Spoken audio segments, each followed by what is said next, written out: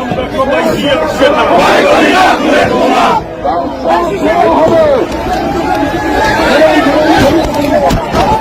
রাত 12টার সময় ইউনিয়ন বিএনপির সভাপতি উনি আর বাইরে যায়নি, বউ ছেলে মেয়ে নিয়ে শুয়ে আছে। হঠাৎ করে চৌকিদার ফোন করতেছে, স্যার কোথায়? কেন? গ্রামে বলো পুলিশ ঢুকেছে। তো ইউনিয়ন সভাপতি জুতো গায়ে দেওয়ারও সময় পায়নি, জামাও গায়ে দেয়নি, লুঙ্গিটা কোন রকম ধরে দৌড় দিয়েছে, কুকুমার খামানা দৌড়ি যাবে, যেখানে ইউনিয়ন আমি শুয়ে আছে সেই বাসার সামনে গিয়ে দাঁড়াইয়ে দম টেনতেছে খুব ঘন ঘন, মানে কষ্ট করে গিস না। এখন ইউনিয়ন আমি সাহেব দম শুনতেছে কিন্তু কিছু বলতেছে না, যদি ওরা পুলিশ হয়। এই জন্য ইউনিয়ন আমি সাহেব চুপ মেনে ঘাপটি বেরিয়ে রয়েছে যে ওদিকতে যা পারে হয়ে গেল, কোনো নাড়া চাড়াই দেবো না। এলোকে একটু দমটম সামলাই নিয়ে আস্তে আস্তে করে ওই বাসার টঙের ওখানে যাইয়ে দেখে যে ভিতরে একজন শুয়ে আছে। তো আস্তে আস্তে করে পা নাড়াতে বলতে, ও ভাই। ইউনিয়ন আমি সাহেব মনে করতেছে পুলিশ মনে হয় বাসা পর্যন্ত এসে গেছে, কেটা গোয়েন্দাগিরি করেছে। ইউনিয়ন আমি সাহেব তাড়াতাড়ি লাভ বলছে, ভাই। ইউনিয়ন সভাপতি বিএনপির সভাপতি বলতে, ভাই টেনশন নিয়েন না, আমি ইউনিয়নের সভাপতি। তা কি খবর, আপনারা হাই ফাই করতেছেন? তো বলতে, ভাই গ্রামে পুলিশ ঢুকেছে। তখন ইউনিয়ন আমির বলতেছে, এর সংবাদ আমি সন্ধ্যের আগে পাইছিলাম। তা যাক, আপনিও যে পথের প্রতীক আমিও সেই পথের প্রতীক, তো দুইজনা এদিক সেদিক করি আর কি হবে, আসেন মশারির ভিতরে। মশারির ভিতরে যেয়ে একই মশারির ভিতরে যেয়ে দুইজন ঘুমাইলো। সেদিন কিন্তু জামাতের আমিরের গাত থেকে রাজাকারের গন্ধ বেরোয়নি।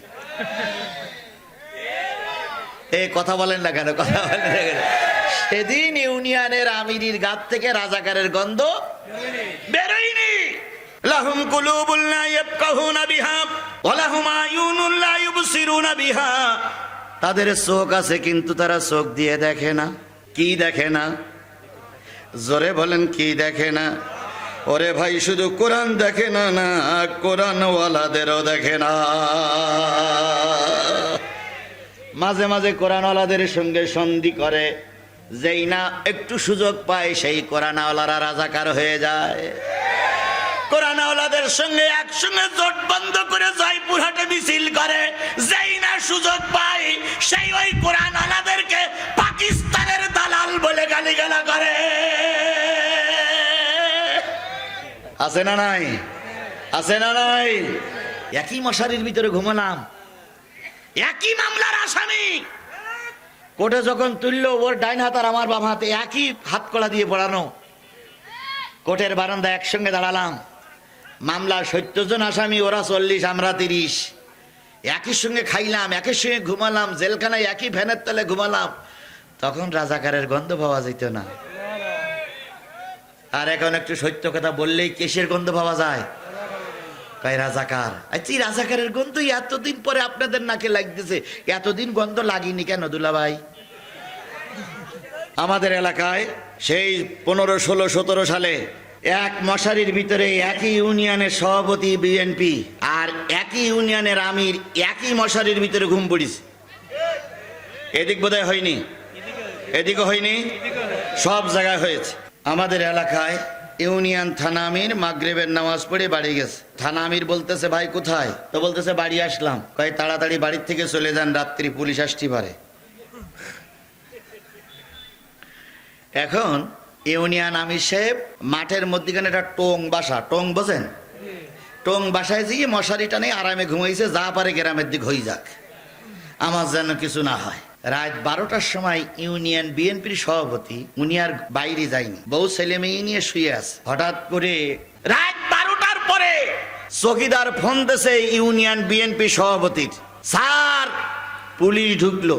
ইউনিয়ন বিএনপির সভাপতি কাপড় জামা পরার সময় পায়নি, কোন রকম লুঙ্গিটা নিয়ে মেরিছে ভোদর, জুতো বাই দেবারও সময় পায়নি। যেয়ে যে বাসায় ইউনিয়ন আমি শুয়ে আছে ওই বাসায় দিয়ে ঠ্যাং নাড়া দিয়েছে, ও ভাই। ইউনিয়নের আমির সাহেব মনে করলো পুলিশ মনে হয় এ পর্যন্ত এসে গেছে। ইউনিয়ন আমির সাহেবের লাফাইটা বইটা বলছে, ও ভাই।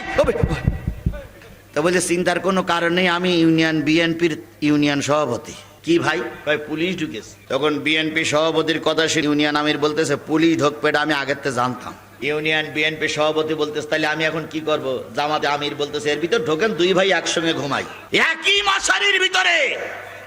একই মশারির ভিতরে দুইজন একসঙ্গে ঘুমালো।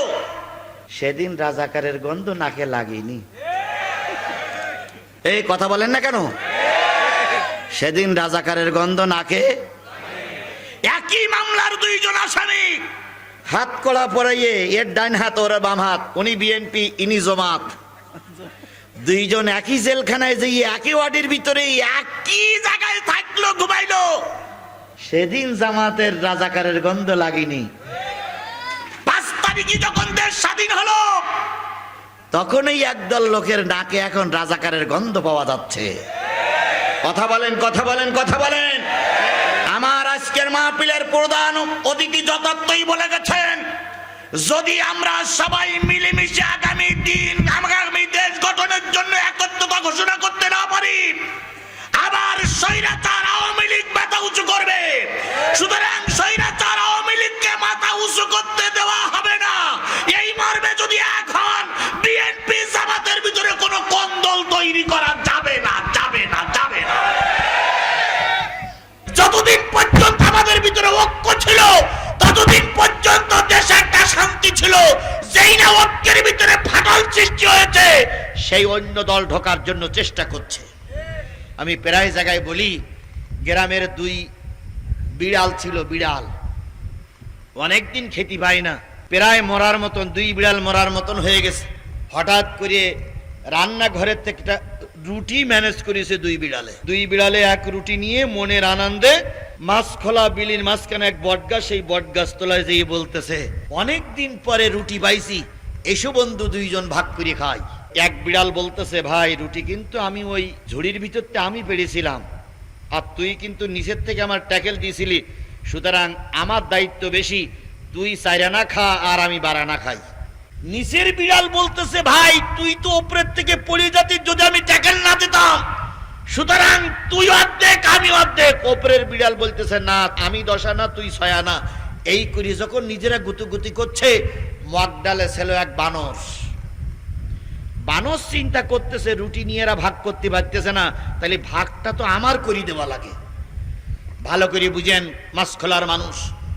বানর নিচে নেমে এসে বলতেছে, কি বন্ধু কি খবর? কয় অনেকদিন পরে রুটি একটা ম্যানেজ করলাম, কিন্তু ভাগ করা নিয়ে গন্ডগোল, ভাগ করা নিয়ে গন্ডগোল। কেডা আগে যাবে কেডা পরে যাবে তাই নিয়ে গন্ডগোল হচ্ছে না? এখন মারামারি বেঁধে গেছে না 2 দলের ভিতরে। এইবার দেখেন খেলা, দেখেন বানর বলতেছে, তোমরা মারামারি না করে ভাগটার দায়িত্ব আমার দাও, আমি একানিষ্ঠ ভাগ করার জন্য আমি ওস্তাদ। আমার ভাগের ভিতরে কোনো ত্রুটি নেই, আমার ভাগের ভিতরে কোনো ভেজাল নেই। তো 2 বিড়াল চিন্তা করলো, তাহলে বানরকেই দেই।